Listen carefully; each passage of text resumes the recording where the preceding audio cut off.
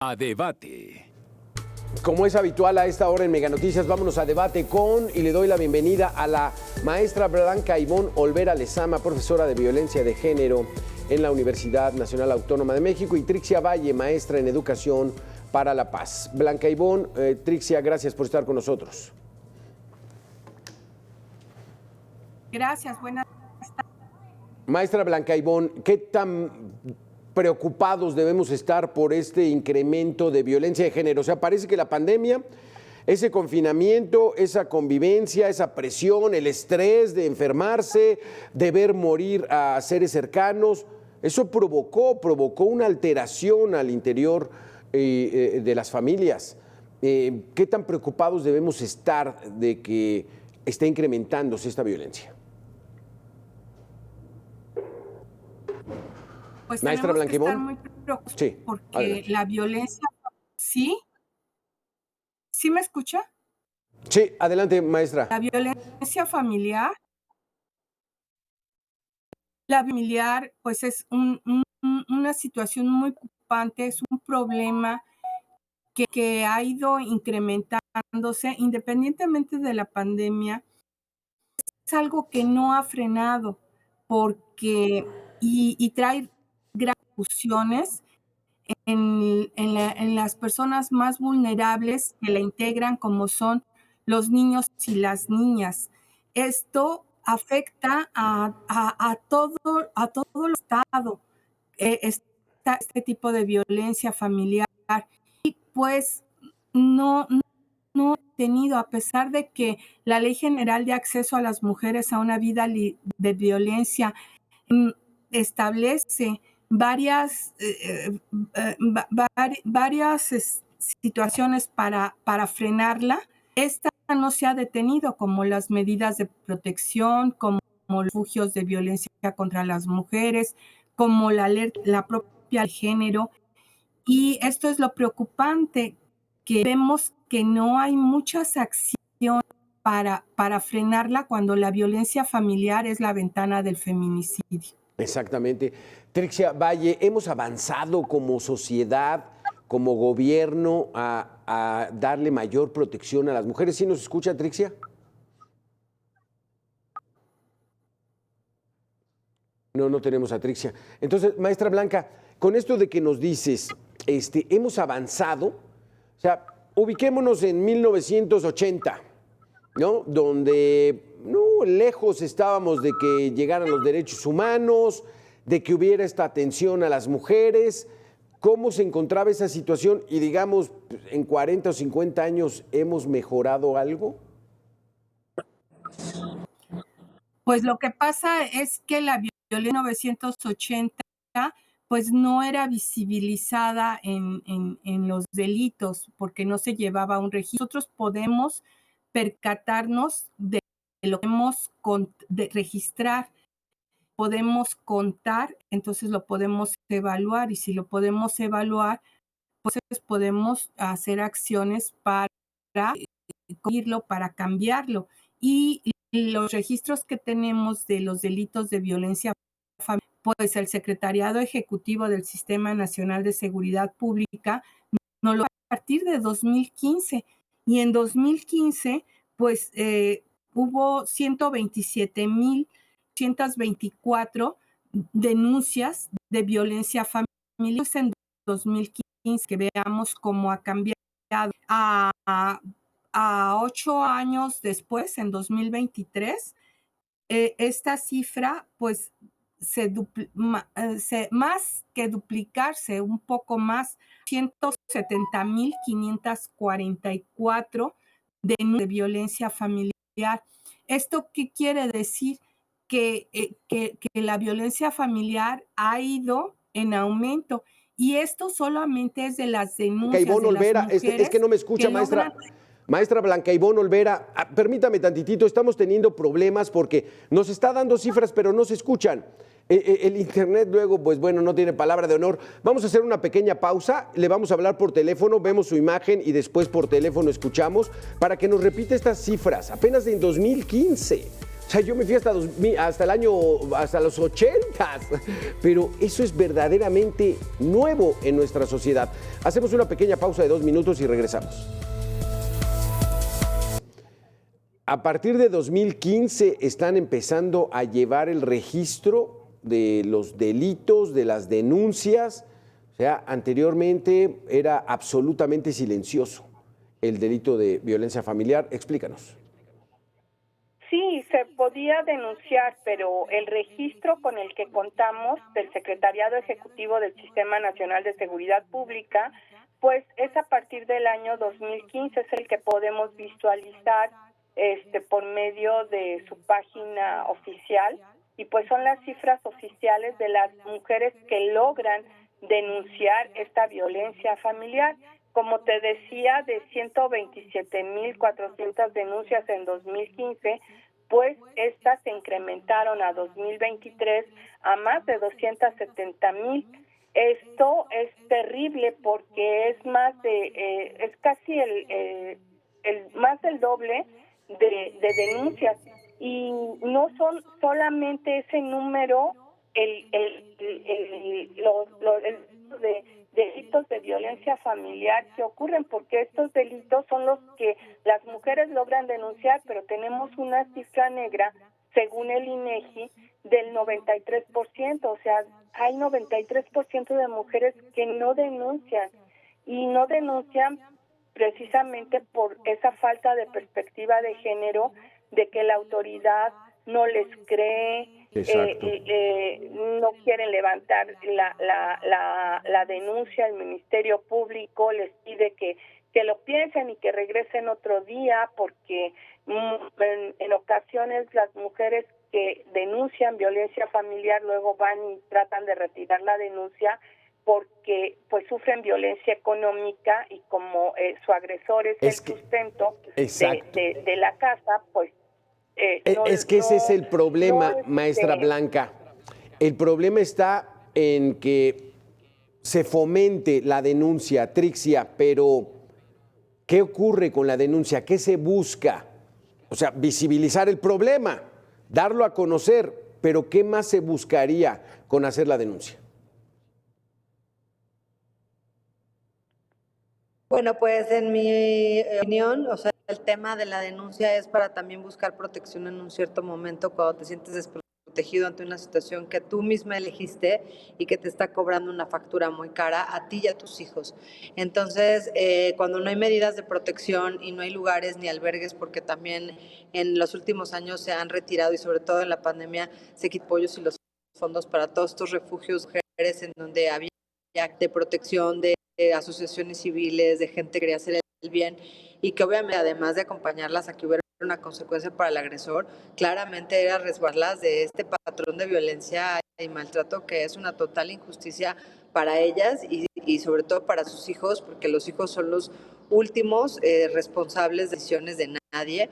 Entonces, cuando no encuentran este cobijo para que apoye en esta denuncia y no hay el recurso y la instancia para protegerlas, tienen que regresar al mismo lugar de donde salieron a denunciar. Y obviamente ahí está la persona que las violenta.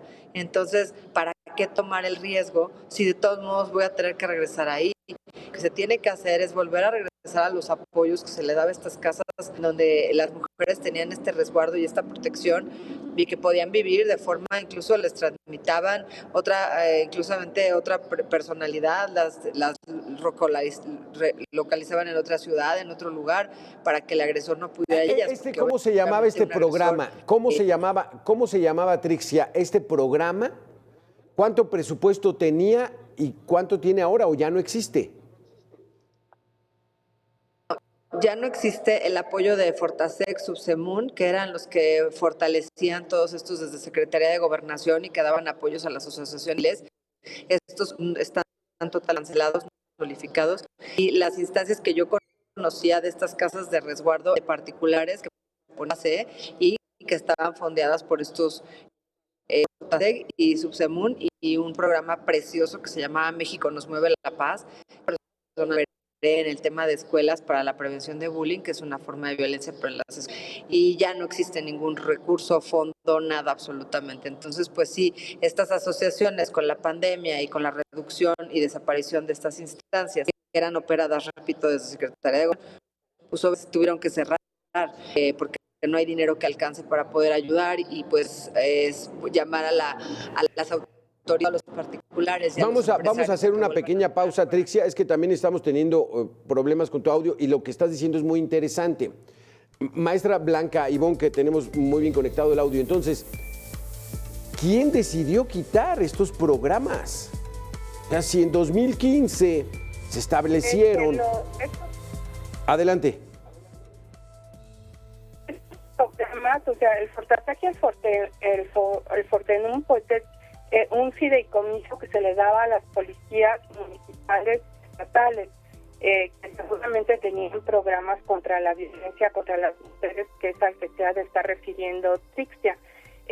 Por lo que hace a los refugios de violencia contra las mujeres, sus hijos y sus hijas, esos siguen existiendo. Y lo que pasa es que estos refugios de violencia contra las mujeres funcionan con recursos tanto de la iniciativa privada, de asociaciones civiles, como recursos del Estado, que le proporciona el Estado a través de la Comisión Nacional contra la Violencia contra las Mujeres, que es la CONAVIM. El problema es que desde antes de la pandemia, estos recursos estatales para los refugios se fueron retrasando. Entonces, pues estos se tenían que otorgar a principios de año, por decir en enero. ¿Por qué? Porque pues esos recursos, los refugios los usan para proporcionar esta protección a las mujeres, para empoderarlas, para darles una atención psicológica, jurídica, para prepararlas para que obtengan sus propios medios de vida, o sea, prepararlas en un arte, en un oficio, conseguirles trabajo, ropa para sus hijos y sus hijas, porque hay veces que las mujeres que denuncian violencia familiar pues se salen sin nada, ¿no? Y entonces estos refugios son un gran apoyo, pero pues requieren recursos porque el gasto es diario, ¿no? Los gastos comunes de luz, agua, teléfono, pagarle a los psicólogos, a los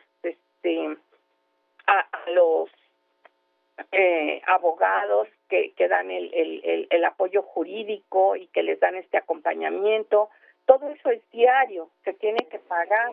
Y resulta que, por ejemplo, los recursos según el refugio que sea, porque se van dando de cuentagotas, pues hay algunos que se les ha retrasado el recurso hasta julio, hasta agosto. Entonces, imagínate el retraso, ¿no? De enero a esos meses, que más de la mitad del año, pues han hecho verdaderos sacrificios, maravillas, esfuerzos, y entonces porque no se les considera prioridad a los refugios de violencia contra las mujeres.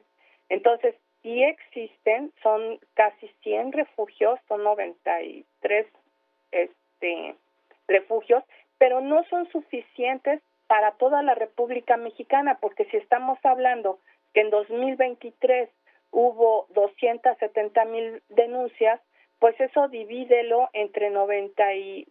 Vamos a cerrar un número porque no tengo el dato exacto en este momento, pero son entre 93 y 100 refugios. Si tú los divides y cada refugio tiene la capacidad para albergar hasta 6 familias, pero cada 3 meses, porque el apoyo que te da es cada 3 meses y lo puede duplicar a 6. Entonces, eso quiere decir que puede atender hasta 12 o 24 familias al año, ¿no? Si lo multiplicas por aproximadamente 93 refugios, pues son totalmente insuficientes para las denuncias que hay de violencia familiar. O sea, no todas las mujeres que sufren violencia pueden acceder a este apoyo. Entonces, se necesitan pues más refugios y que se creen más refugios y que también sean atendidos en su totalidad por el Estado, no solo para las asociaciones civiles. Maestra Blanca, vamos a hacer una pequeña pausa y regresamos en 2 minutos porque está muy interesante este tema, violencia familiar. ¿Quién es el principal agresor? ¿Qué dicen las estadísticas? Volvemos. Gracias, vamos a cerrar este tema a debate, la violencia familiar. Trixia Valle, maestra en Educación por la Paz. Tú empezaste prácticamente con el milenio, Trixia. ¿Cómo se encuentra la situación actual con tus denuncias que recibías por ahí de 2002, 2003? ¿Hemos mejorado y quién es el principal agresor de acuerdo a tu experiencia? Muchas gracias. Pues el principal agresor, de acuerdo a todas las estadísticas que venimos manejando en educación millennial, es el hombre de la casa. Puede ser el abuelo, puede ser el padre, puede ser el padrastro, puede ser el tío, la figura de autoridad de la casa masculina. Ese es el principal. Y el aumento es alarmante. O sea, más o menos, desde mi experiencia, de cada 10 casas, a lo mejor en 2002, todos sufrían casos apremiantes de violencia, pero después de la pandemia se calcula que aumentó un 30% la violencia intrafamiliar. Entonces, eso nos llevaría, o sea, que de cada 10 casas, 5 están sufriendo situaciones graves de violencia, y esto nos está hablando de que hay un pésimo manejo emocional desde la infancia, porque estás viviendo con violencia, y un niño que vive con violencia vive con miedo, y cuando crece replica la violencia. Entonces es como un círculo, como una carrera de la rata que nunca acaba y nunca acaba, porque vamos formando y fomentando en los hogares violentos los nuevos violentadores. Y está comprobado que el misógino generalmente tiene una madre promiscua. Entonces, cuando hay madres que no están dignificando a los hombres, a los niños hombres, o que dejan que una segunda pareja o alguien que no es su padre los violente, o etcétera, son los principales que se vuelven misóginos y que van a ser agresores de mujeres el día de mañana, o desde niños. Ya estamos viendo agresiones muy graves de tipo sexual y de todo desde la primaria. Entonces, es una llamada de alerta. La salud mental está muy en riesgo, y sobre todo ¿Me en escuchas, México, Trixia? que es un país con tanta violencia. Bueno, te quisiera yo preguntar, Trixia, ¿cuándo se identifica la violencia familiar? O sea, entiendo que en las familias hay una figura de autoridad, generalmente es a la figura masculina. O sea, tiene que haber orden, tiene que haber ciertas reglas, tiene que haber disciplina. ¿Cuándo se identifica esta violencia familiar? Cuando hay golpes y groserías, cuando se corrigen. No es lo mismo decir siéntate derecho a decir eres un tal por cual, siéntate derecho. No es lo mismo decir lávate los dientes ahorita a decir nunca puedes hacer nada bien porque eres un tal por cual, por no sé qué, y entonces vete a lavar los dientes. Cuando hay insultos y golpes, ya es violencia intrafamiliar. Con que haya insultos es suficiente para que se considere violencia intrafamiliar, aunque no hubiese golpes. Maestra Blanca Ivonne, sí. Maestra Blanca Ivonne, entonces, ¿cuándo hay que identificar que hay violencia familiar al grado ya de denunciar al agresor? La violencia familiar se identifica porque alguno o algunos miembros de la familia viven un daño por otro miembro de la familia, ¿no? No se necesita ser un matrimonio establecido para ser familia. Hay nuevos conceptos de familia como el concubinato, como vivir en el mismo lugar, ¿no? Y que sean familiares los que habiten ese lugar, y que la víctima sufra una violencia, un daño físico o psicológico por parte de alguno de los otros miembros. En eso es en lo que se tipifica el delito de violencia familiar. Permíteme decirte que la última estadística del INEGI nos dice que el 41.8% de las mujeres de más de 15 años manifestó haber vivido una situación de violencia en su infancia, o sea, antes de cumplir los 15 años. Esto quiere decir que de las cifras que tiene el INEGI, el 41% de niñas han vivido una violencia familiar dentro de su hogar, que es donde deberían de estar más seguras. Es altísima esa cifra. Trixia, se nos acaba el tiempo, ya nada más quisiera escuchar tu opinión. Entonces, hay que establecer reglas dentro de la casa, pero con sus límites. Cuando estos se rebasen, que se cuiden los agresores, pero ¿están siendo verdaderamente sancionados como para evitar que lo vuelvan a hacer? No, para nada. La sanción es un arresto que luego puede ser amparado. Entonces, pues acaba siendo una broma y un riesgo mayor para el denunciante, porque al final va a tener que, ya lo metieron por fin después de que se atrevió y todo, y al poquito tiempo, no, pues ya que va a salir, porque pues ya. Entonces sí hay que apretar las reglas, hay que elevar no queda el antecedente que ya lo hizo una vez, para la segunda que lo castiguen o para la tercera esa reincidencia. Pues no hay nada establecido y por eso hay que poner estas cosas, pero yo diría desde la primera, o sea, y también educar en las emociones, o sea, la educación emocional es urgente desde las casas, las escuelas, centros de trabajo y empezando por que los medios de comunicación como el tuyo promuevan esta información que es tan importante. Muchísimas gracias, Trixia Valle, muchísimas gracias, maestra Blanca Ibón. No vamos a retirar el dedo del renglón, o sea, tenemos que mejorar como sociedad, tiene que mejorar el sistema de justicia, tiene que cuidarse a las víctimas de delitos, y la violencia familiar es muy frecuente, es silenciosa y tenemos que ir avanzando mucho más rápido para una sociedad mejor. Gracias a las dos por haber estado con nosotros. Nosotros vamos a hacer una pequeña pausa y regresamos con más aquí en Mega Noticias.